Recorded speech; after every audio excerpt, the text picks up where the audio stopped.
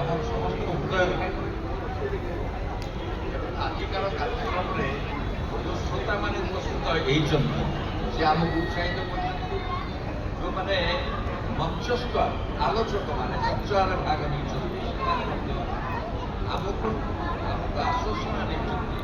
ଆମେ ଆନନ୍ଦିତ ହେଇଛୁ ଯେ ଆଗାମୀ ଦିନରେ ଆହୁରି ଭଲ କଥା ଆମେ ହେବା ଏବଂ ଏ ବିଷୟକୁ ଆହୁରି ଆଗେଇ ନେବା।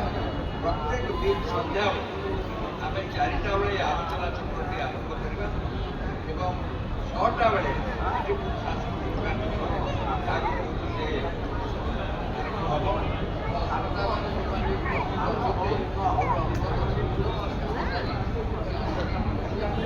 ପୁଣି ଆସିକିରି ଏଇଠି ବସିବା ଏବଂ ଏ ସାଂସ୍କୃତିକ କାର୍ଯ୍ୟକ୍ରମ ତାର ଆନନ୍ଦ ବି ନେବା। ଧନ୍ୟବାଦ ସମସ୍ତଙ୍କୁ। ବର୍ତ୍ତମାନର ଏଇ ସତ୍ର ଏଇଠି ଆମେ ସମାପ୍ତ